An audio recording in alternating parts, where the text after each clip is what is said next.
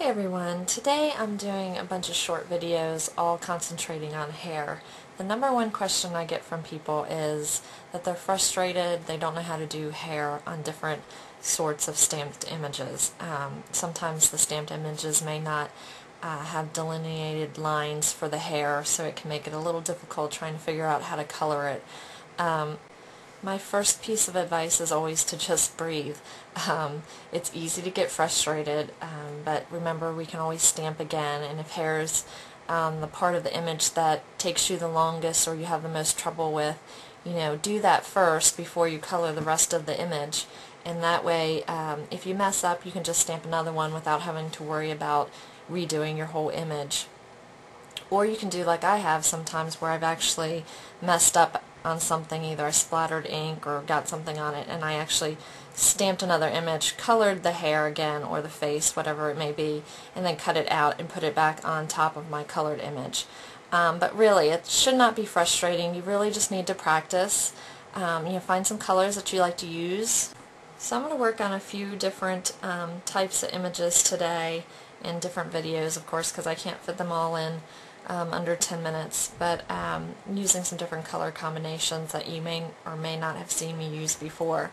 So this is more about you watching it and getting comfortable, using your markers, practicing, and picking a style that you like to color. You may not color your hair exactly like me. I have no problem with that. You pick the style that works best for you and that you're most comfortable with. I'm just giving some tips to help ease the frustration a little bit. So I'm going to start out with this little boy image. It's a CC Designs image. It's called Hansel with Big Flower, and it's one of her cute Swiss pixies that she does. I get mine at 7 Kids, but you can get them many places, including CC Designs store, all that scraps. But I haven't done a little boy in a video yet, so I figured I would pick one that was kind of easy to do, but didn't have as many lines in the hair, so I could show you how I would color that. I've already colored one here. I'm going to zoom in for you. This is how I color hair that has kind of the pointy edges, kind of delineated curls. What I do is I always start with the dark, and I just kind of colored the tips, and then I moved out, keeping the center of his hair the lightest. Again, you may not like the style, you may not want to do it that way. That's fine, but give it a try and at least get comfortable with it, and then you can kind of move the colors around to where you may like them more. So let's get started over here. So I'm going to use one of my favorite color combos, which is E25, E31, and E50. I like the contrast between the colors, and it's one that I go to regularly. If you find that you have a color combo that you like and you use regularly, that's fine. Stick with it, stick with what you know, and stick with what you're comfortable with, but every now and then it's good to try something new. Okay, so what I do, I always start dark to light. If you go light to dark, that's fine. Don't worry, there's no right or wrong with that. I find it easier to start with my darks first.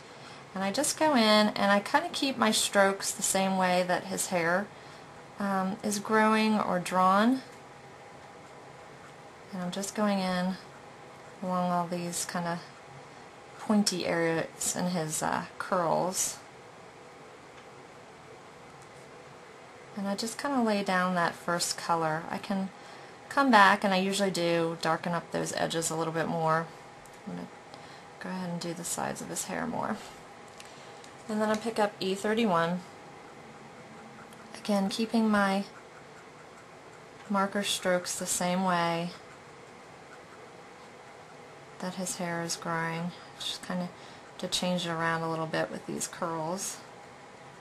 Remember, I want to keep that center area open, so I'm trying not to move my marker color down into that area. And I'm not really going over that E25, I'm just starting where it ended, blending that edge up and out. You don't really want to color over one color with another marker color. You can change the color of it and you can move it around. Now I'm taking E50, and I'm just going to go in and fill this in. And then what I'm going to do is do my tip to tip. This doesn't hurt your marker. I'm just picking up some color from my E31 onto my E50.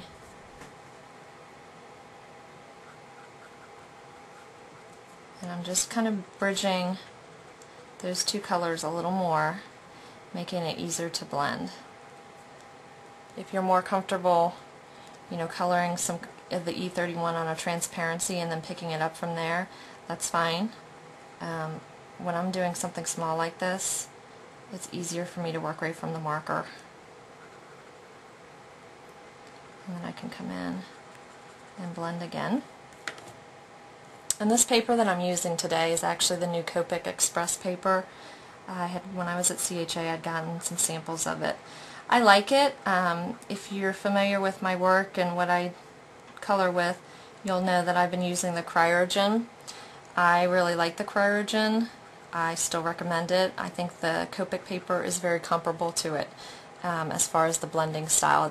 It's brighter white. It has a little bit smoother top, but as far as blending goes, it blends exactly like the Cryogen. So if you're happy with the Cryogen, don't feel that you have to run out and buy the Copic Express paper unless you want to. Okay, so now I'm moving back in with that darkest color, which was E25, and I just really want to darken up those tips a little bit more. You may not like as much contrast as me. I like a darker contrast, especially in the hair. It's usually against a paler face, and I like it to pop and look a little bit more dimensional. So I like to have some really dark tones in there. And then again, going in with my E31 and just feathering up from those edges to blend them in, not coloring over what I just did.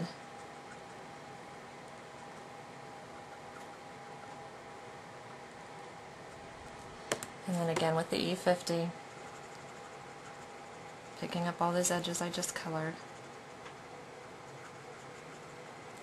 And then again, if the table is shaking in this video, I apologize. My dog is underneath. She's chewing a bone and she keeps shaking the table. It's the only way to keep her quiet. So I'm just bridging the colors again, tip to tip. This does not hurt your markers, remember, don't be scared to try this. I'm just picking up some of that E31 with my E50 just to make that blending a little smoother there. And there's his hair. I'll zoom out. This one I did a little bit darker than this one, so you can vary how much color you put down. The more dark you put down, obviously the darker his hair tone is going to look. The less dark you put down, the lighter it's going to look. So if you have a 3-color combo that you like to use, you know, vary the colors. Use a little bit more dark or a little less dark to get different kind of tones on your hair color. But that is how I would color this little boy's hair. Again, if you wanted the tips light and the middle of the hair dark, you know, try it out, see what it looks like. To me, when the light would be hitting him, the center, the roundest part of his head would be getting the most light. And I really like the dark contrast against any kind of skin tone. But try it out. Not hard, doesn't take very long. And again, if you're frustrated and you have trouble coloring with hair, you know, keep that in mind to color the hair first. That way you haven't taken the time to color the entire image, and you can just, you know, toss this one in the trash and try again without having ruined the rest of your image. And again, breathe. Hair coloring will not be hard if you practice at it. Thanks for stopping in.